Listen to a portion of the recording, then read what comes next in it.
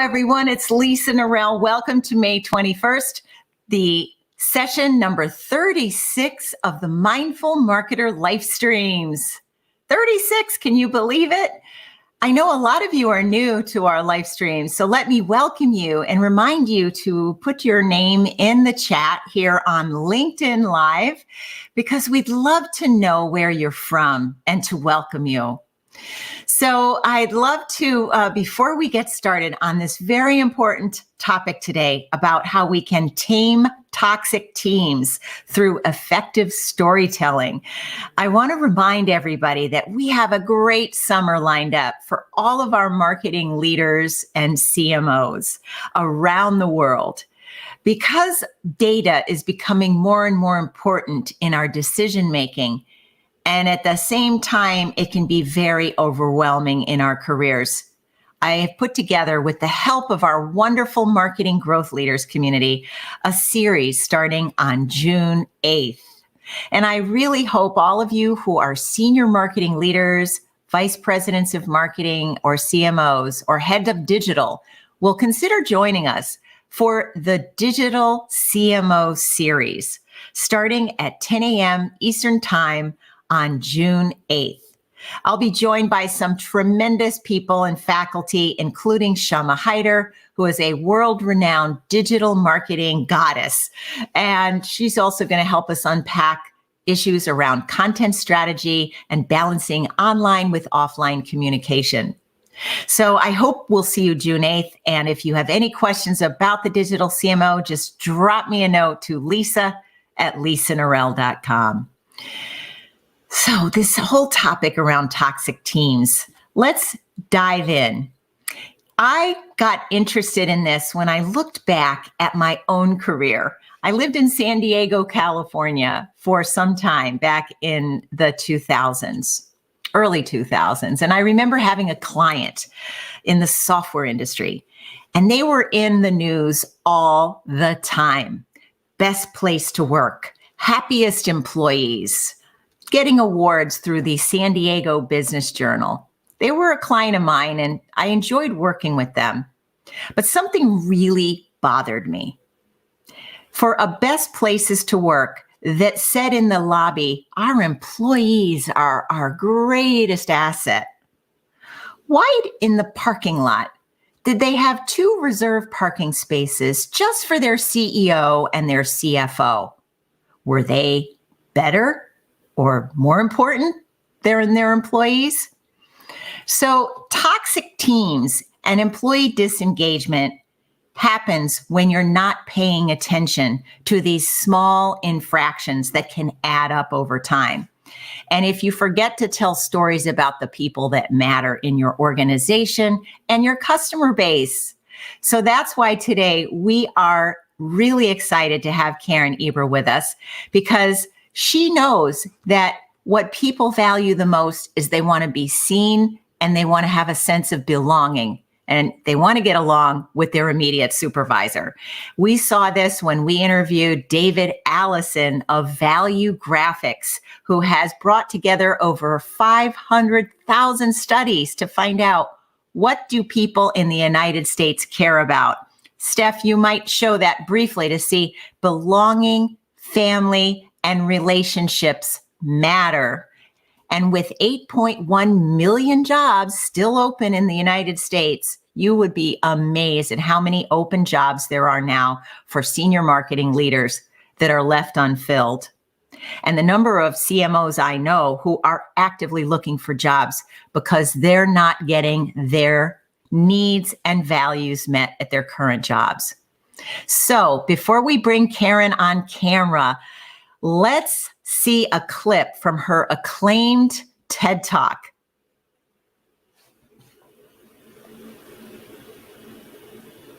But in my work with leaders, I've also found they tend to be allergic to telling stories. They're not sure where to find them, or they're not sure how to tell them, or they think they have to present data and that there's just not room to tell story. And that's where I want to focus today, because storytelling and data is actually not this either or. It's an and. They actually create this power ballad that connects you to information differently. Oh, so well said from Karen Eber, who has worked at companies such as GE, Deloitte, and HP as Chief Culture Officer, Chief Learning Officer, and Chief Storyteller. So let's welcome Karen Eber. How are you today, Karen? I am great, Lisa. Thank you for having me. So where does this find you today? I am happy it's Friday. No one is ever unhappy it's Friday.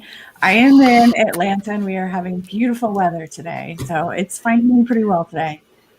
Now it's the same here in Virginia. And wow, what a lineup of people we have today, Karen. We have Adam, we have Elizabeth, we have Amanda joining us. We have Todd from New York City here in the house. We got Mario. Oh my gosh, we have so many comments coming in. Hi, Mario. And let's talk for a moment about why people are so afraid to weave stories into their day-to-day relationships and interactions. What have you found? Yeah, I think we grew up telling stories as children and we grew up telling them to our friends and at the dinner table. But when we get into work, it's this paralyzing thing because it's vulnerable. And as I mentioned in that clip in the TED Talk, most leaders I find just don't know where they're going to get an idea for a story, or if they have that idea, how do they make it great? Or my credibility comes from all my data. I don't have room to tell this story. And so a lot of what I do in helping leaders with stories is just debunk what happens between here and here and get them to try something different, because what exists between here and here neurologically is so much more engaged and dynamic when we're using stories. Yes. And you know, I'm so passionate about stories. I just got back from a vacation on the big island of Hawaii. And, you know, I'm a big time ocean swimmer and so forth. And I just got mesmerized by the story of Pele, the goddess of volcanoes in Hawaii. And I was so excited that I think of that story to get myself excited in the morning for work because of her strength, right? Her strength gives me strength. And so you'll see some artwork on my wall from Pele, about Pele, this amazing goddess. But so, I mean, it doesn't have to just be a story about our employees, right? Can it be a story in other aspects of life or mythology? A story can really come from any place. A great story is going to leave the person changed. Like neurologically and chemically, you are different at the end of a great story because it's engaging your senses, it's engaging your emotions, and that can come from anywhere. I mean, we go to movies and we are sitting nicely in the seat, relaxed, but our heart is racing and we're feeling like we're the character on screen through the story, or we're watching a romantic movie and getting choked up at the emotion of it.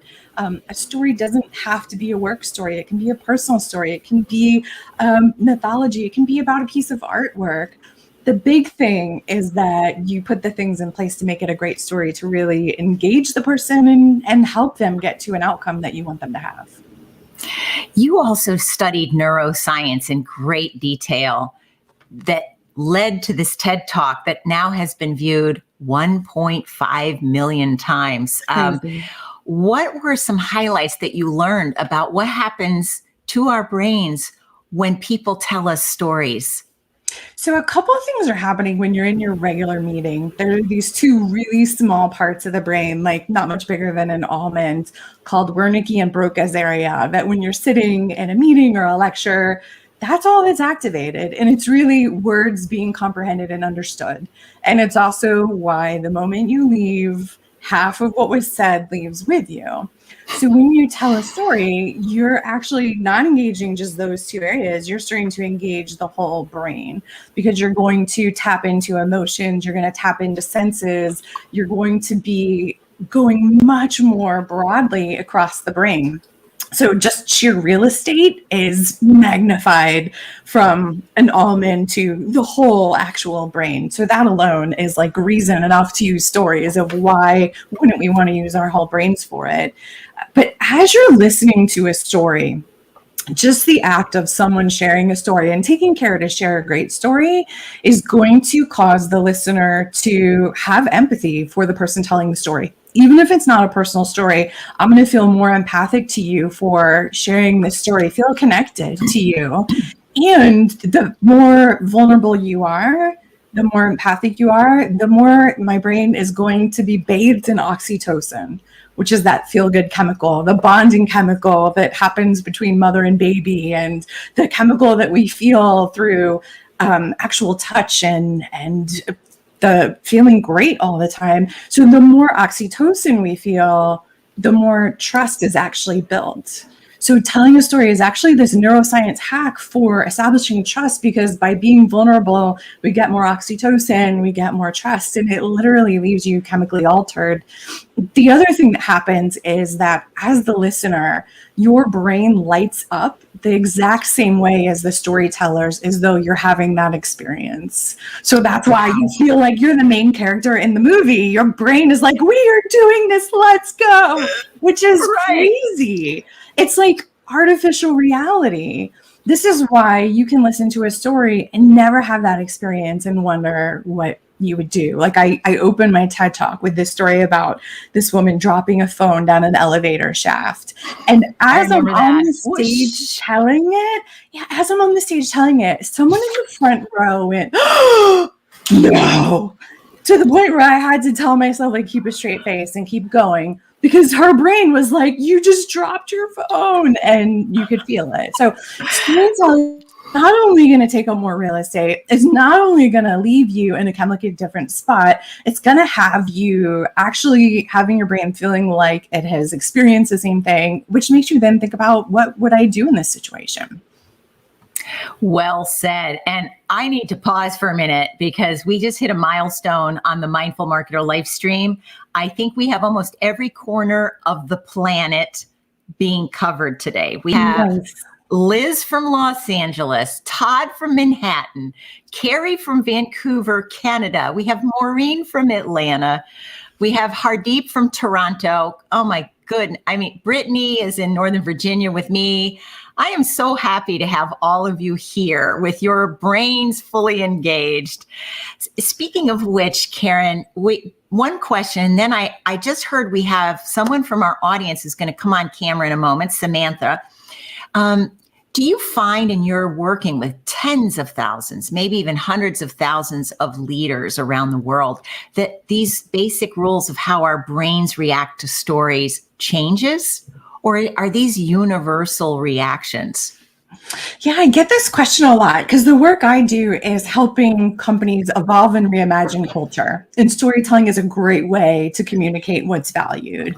And so in this work, as I'm working in different countries, I will often have people say, well, that's the American reaction. We might not have that. So what I love to counter is that neurologically, we are all the same. We all have the same structure, bone, chemicals, brain. And that means we have the same neurological response to stories. The difference is that we might not outwardly express our reaction the same way, and it might take a different type of story to engage the emotions of someone. Everybody's emotions are different, but our response is the same. And so as I've told stories, when I was at General Electric as a head of culture, I had 90,000 employees in 150 countries that I'm trying to shape culture for. I use stories, and no matter people's gender, their generation, their geography in the world, the stories helped connect and help them think about what to do different. Oh my goodness, that's great. Oh, we also have people joining from Spain and Italy today. I mean, this is great. It makes me want to travel even more, Karen. I want to do more travel this summer. Anyway, if you don't mind, let's listen to our question from Samantha, joining us from Martha's Vineyard in Massachusetts, USA.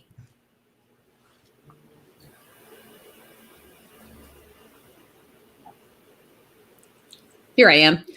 Hi, Karen and Lisa. Great discussion so far. Really enjoying you. I had a question, which was, when we're choosing stories, I wanted to know, when should we take a story that's kind of like a general story, like maybe something I read in a book about the founding of Apple, or someone else's story about, that happened in their workplace, versus when I should tell a personal story from my life? Yeah, thanks, Samantha. It's a great question. It sure is. Yeah, there's a couple of things in play. The first is the goal of a story is really to take your audience to a specific outcome. So before you even pick the idea, you want to think of your audience and think, what is it I want them to know, think, or do different? You then get anchored on that outcome. You can then think, what is this idea I'm building and what's the best way to get there? Another neurological hack is that our brains are inherently lazy. Like, they want to go through the day the exact same way as yesterday for survival and spend as few calories as possible, because that means survival. Anytime you're having to spend energy or do something different, our brains feel like, this is dangerous, don't do that. So when you tell a story that's really common and familiar, the brain is like, oh, I've heard this, I don't have to pay attention. But and I joke about this a lot, but this is where a lot of people love to use that quote by Peter Drucker, "Culture eats strategy for breakfast." Like, great quote, but our brains just go into lazy mode. Story you tell, even if it's a story that's in a book or it's a story that's personal, you want to tell it in a way where there are unexpected things and that it's going to build and release tension. So it doesn't matter if it is a story from a company or a story from yourself. Your big thing is it meeting the outcome that I want for my audience? Is it helping build that idea? And am I doing this in a way where there's enough unexpected that the brain is going to lean in and spend some calories on this? Well, I love it. Wow. I love the idea of spending calories on a story. I will definitely aim for that in the future. Oh, it's so good to see you, Samantha. And thank you so much for joining us today from Massachusetts. Thanks. Enjoy the rest of the conversation. I'll be watching. Thank you. Samantha is a dear friend of ours and one of the world's most incredible business leaders and marketing experts. So if anyone doesn't follow Samantha on LinkedIn, I say do it now. We also have Jake joining us from Washington, D.C., and we have another question from Elizabeth Webster on LinkedIn. This will be interesting.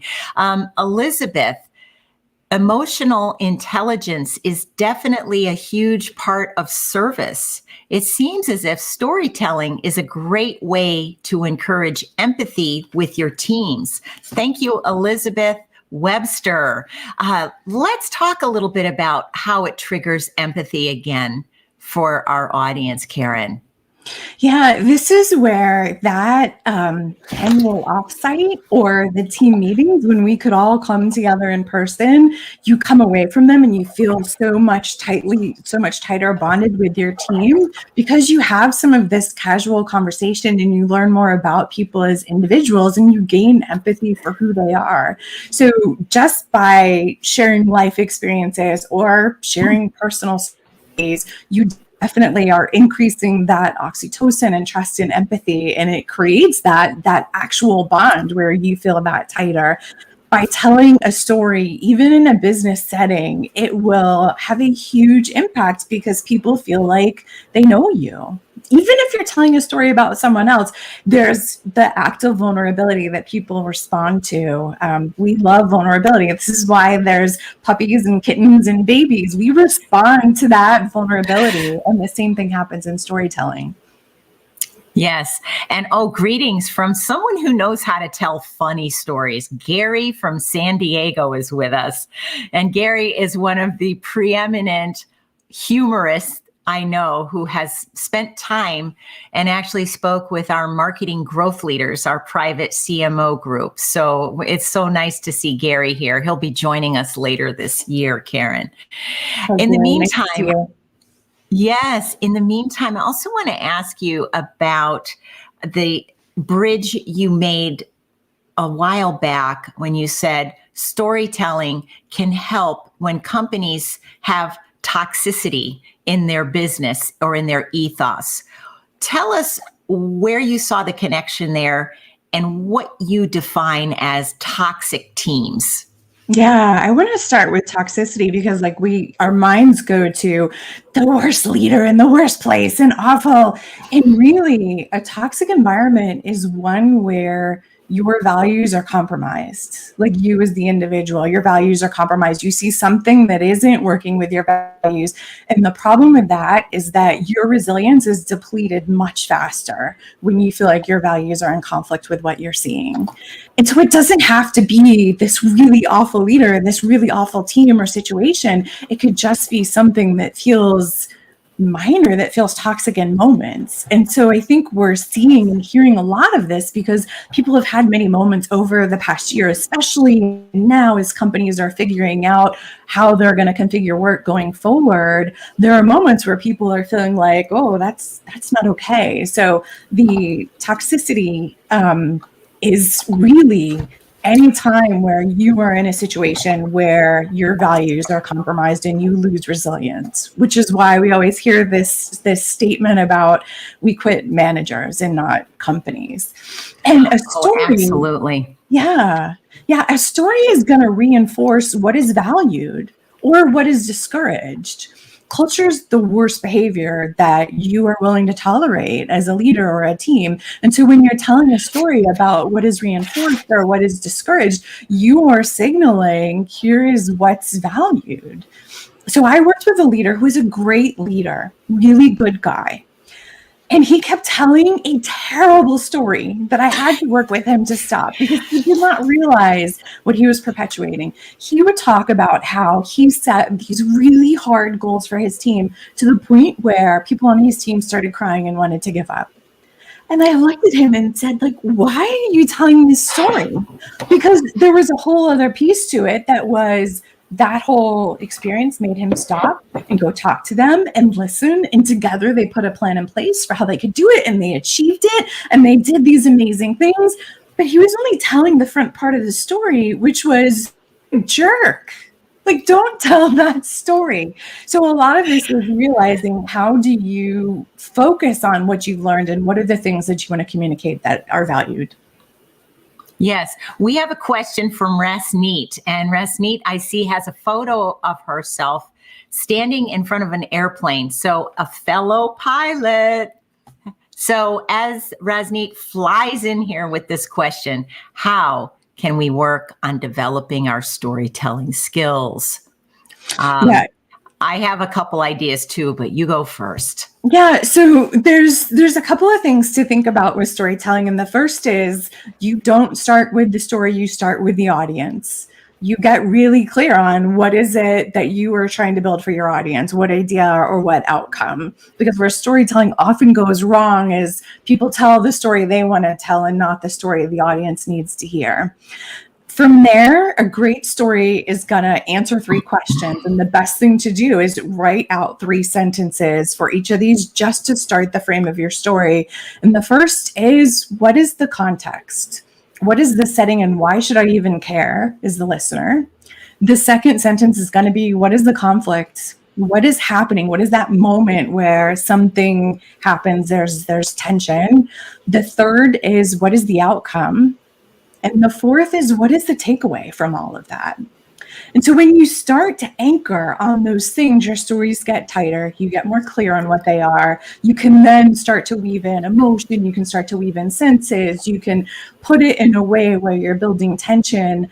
But the most common mistakes I see are people haven't anchored on their audience and their outcome, and they haven't tried to set up a story structure. So it gets too rambled and it's hard to follow details.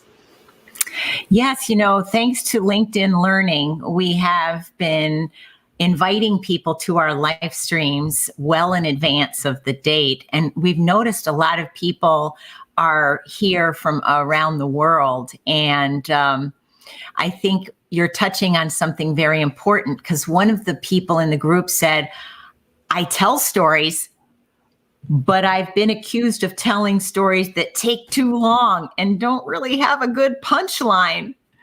So what do you say to people who, nope, they've got plenty of stories to tell, but they just go on forever? Yeah, there's two parts to storytelling, right? There's building the story and telling the story.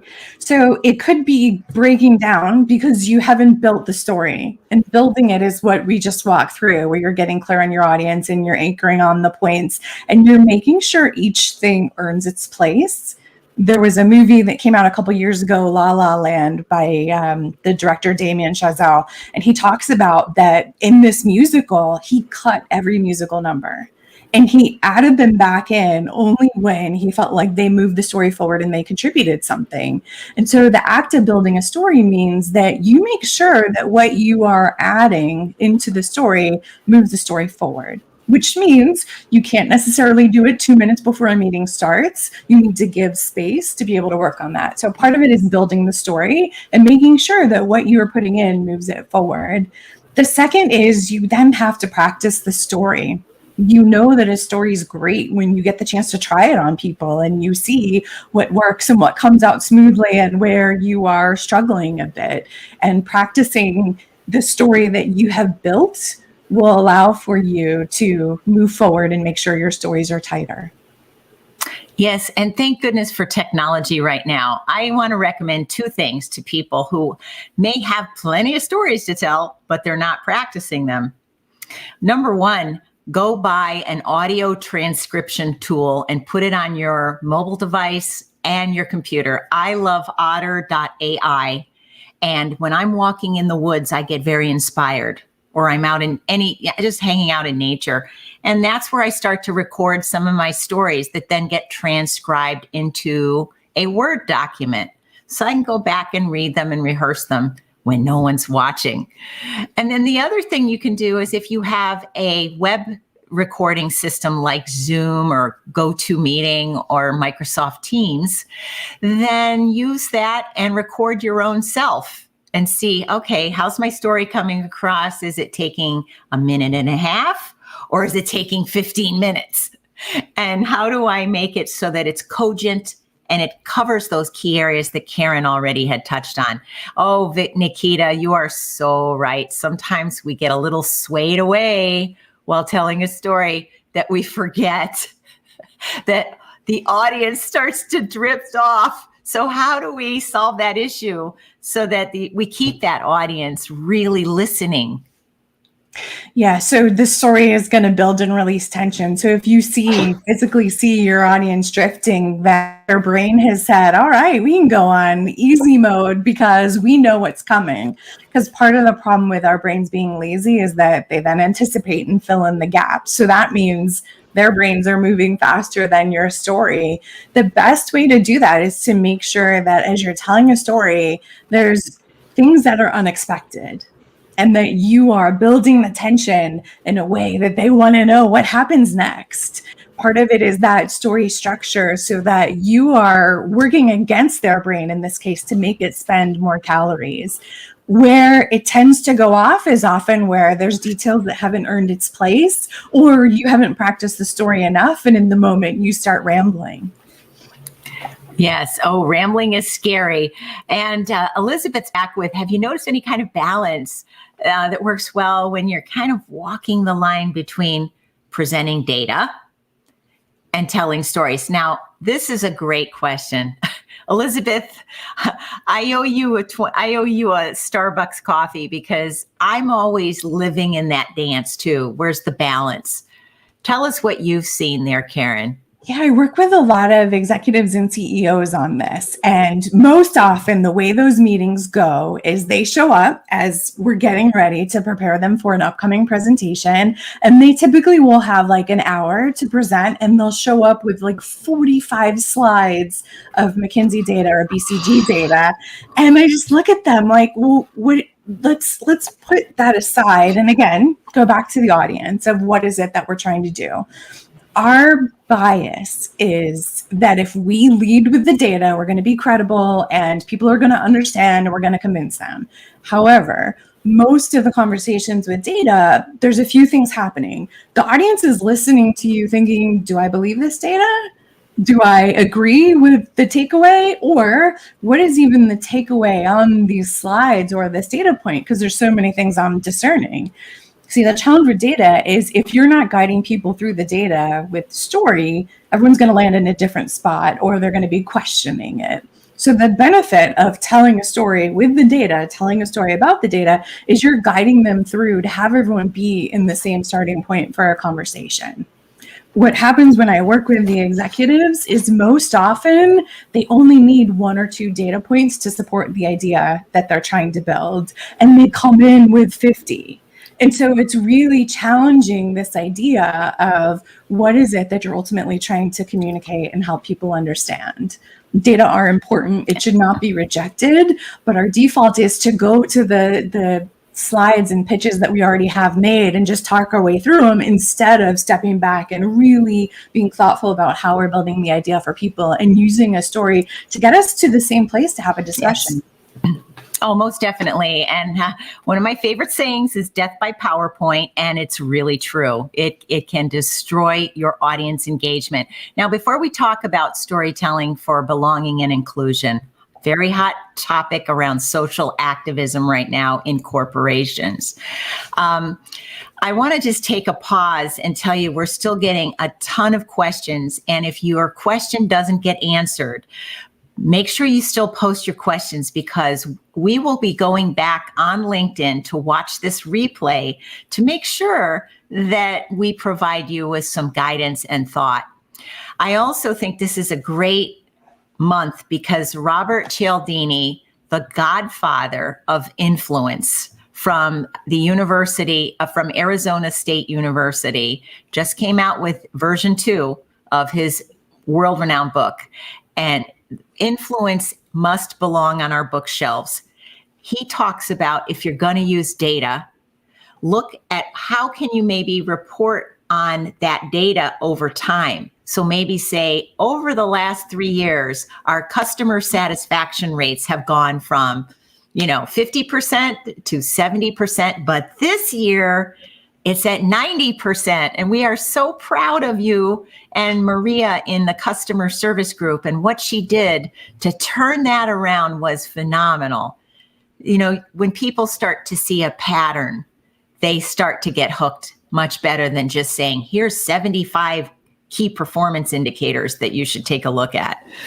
So that's something to consider as you're formulating your story. So take it away, Karen. Give us your thoughts on storytelling. Are you getting a lot of questions from your executive clients these days around how we can tell better stories to cultivate belonging and inclusion? It's such an important topic. It is absolutely coming up all the time. And there is such a range of it, from equality to even inclusion in a hybrid environment. So many leaders are making this comment of, oh gosh, if an employee doesn't return to the office and they're working virtually, how do we make sure they're not out of sight, out of mind? So storytelling is going to be really important because it's going to reaffirm what's valued, and where you're able to use stories to demonstrate to people, this is what's important and we have a place for you and you belong. So there's so many different types of stories you can tell. I actually don't believe here are the 4 stories you should tell, because that's not authentic. A good leader should be able to tell any story for any situation. There are times where you can tell a story about an experience that someone has had, or we talk about the hero story where someone has done a project or had a successful moment that resulted in an incredible outcome that's important to share. I like to talk about telling stories of great. I have a friend that's an image consultant, and people would always come to her and say, how am I doing? Not expecting her to say, go to the runway, you are amazing, but they wanted to get a sense of what they look like. Or another friend is a communications consultant, and people would always say, so how am I doing compared to other people not expecting to be told to go to the TED stage, but they want to know. And I get this version of this where leaders and teams come to me and say, how am I doing? And what that is what does great look like? What does a great inclusive environment look like? A great team, a great leader. So I think that there are ways to think about what are the values that we are trying to reinforce through our inclusion efforts? What are the ideas we want to make sure we build? Because again, you want to go to the audience and those things that you want to create and use those to then intentionally build stories and ideas. I see the same thing with my corporate clients. I'm working with a $1 billion nonprofit right now, and they're doing such wonderful work on the planet. And we looked at their performance dashboard for the initiative that we're helping them with. And one of the things that was missing for them to tell these kinds of stories that you're describing were observable behaviors. So for the question we just received about that, I would say that, and I think that was from you, Adam, I would say make sure that you train yourself to catch people doing things right. Catch people doing things right in your organization and make sure you call them out. In all the years I've been raised and schooled in Western culture, for better or for worse, I have been trained to look for problems, right? There's going to be a problem. Or I think when I'm consulting, which is a habit I have to constantly improve, is let me look for problems. What if we look for what's working and amplify it and use that to weave into our stories? Well, it happened again, Karen. We're running out of time. I have had such a great time with you today. While we wrap up, one of my favorite stories in your TED Talk was about Michelle. So fill us in the remaining minute here about how Michelle inspired you to tell a great story and how she's doing. Yeah, the very quick version, if you haven't seen this, is that Brianna is a counselor in a university and is talking about how they engage with students. And she tells this story of Michelle, who is a student with autism, which was really difficult for her to admit because of the stigmas. And she tells the story of how Michelle ultimately built a relationship with her advisor and became thriving in the university. And of course, the twist at the end of the story is that Michelle is actually Brianna's daughter. Michelle is actually doing amazing. She still has straight A's in university. And what has happened as a result of the work that Brianna did, putting attention on how do we create an inclusive environment for students of all abilities, the entire advising department now approaches all of their students differently, starting with conversations about how they prefer to communicate and asking questions different, and have prepared the advisors to be able to engage people with all abilities, which is huge for students with autism that have been struggling and have fallen through the cracks before. So it's an amazing success story of what can happen when we're empathic and we think different. The reason I included that in this story is I was trying to mirror why data and storytelling is an and. Because in this case, as Brianna went forward to her leadership and was talking about the problems, she only needed a couple of pieces of data to help them tap into the story and realize that they could not look past the data and the information they already had. So it just was a really gripping illustration. It had all the great components of story. And I'm just so proud of both of them and happy to see how well Michelle is doing. Yay to Michelle. Yeah. I love those kinds of stories. And yes, that is also our role as leaders, especially all of you in sales or marketing. We have a lot of sales and marketing people, Karen, who signed up for this session today. Remember that data and stories need to work really hand in glove, and together they can be really, really powerful. So we're really so happy you were here today, Karen. And I encourage all of you, please go watch this great TED Talk from Karen.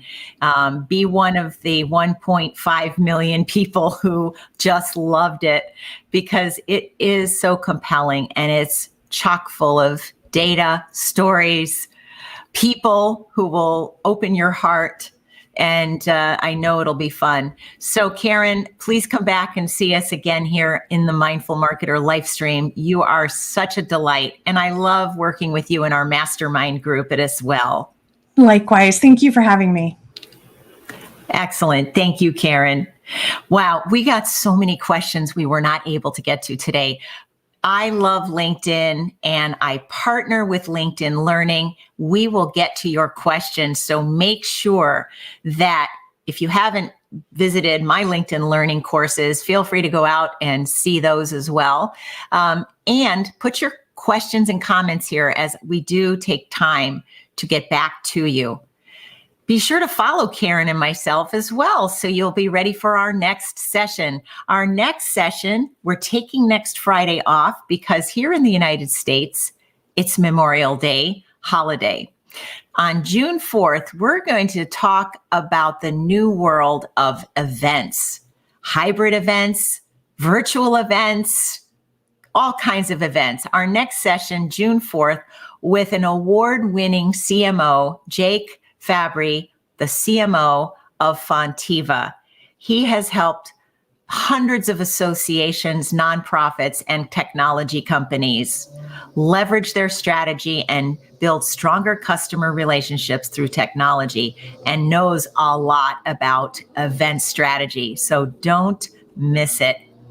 So, my friends, until then, thank you for being part of my story of helping marketers create greater lives, better lives, and more sustainable companies. You're part of my life now. I look forward to seeing you on June 4th. Stay healthy, get vaccinated, and have a great weekend.